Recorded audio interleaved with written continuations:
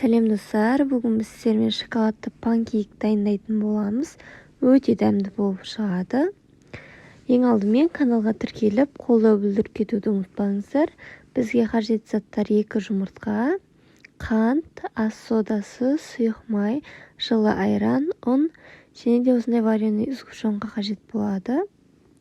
Ең алдымен жұмыртқамызды жарып, үстінен қантымызды сеуіп, қант ерігенше жақсы араластыратын боламыз. Сіздер сгущенканың орнына шоколад немесе өздеріңіз қалаған заттарыңызды пайдалансаңыздар болады. Мен осыны пайдаланайын деп шештім. Енді кезекте біз осылай содамызды жартысын жылы айранымызға құйып, жақсы араластырып алатын боламыз. Енді жаңағы жұмыртқамыздың бетіне айранымызды құйып, тағы да араластыруға көшеміз.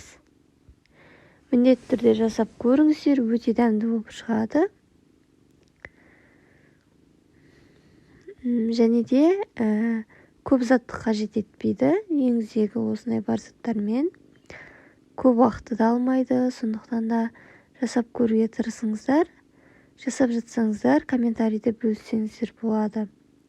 Сұйық майымызды және де азғана содамызды үстінен құйып, тағы да араластыратын боламыз. Және ең соңында біз осылай ұнымызды салып, бір текті масса дайын болғанша араластыратын боламыз. Қызып тұрған табада ешқандай май құймай, 2 бетін пісіріп аламыз. Ал сгущенка қалауларыңызға қарай, егерде арасына қосып жіберем десеңіздер, өздеріңіз білесіздер. Немесе сгущенкасы да өте дәмді болады деп айта аламын.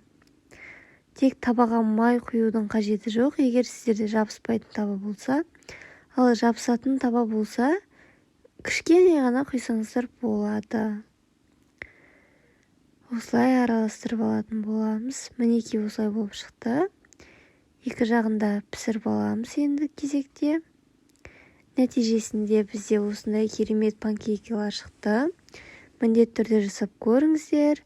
Таңғы асқа өте керемет дәмді болып шығады.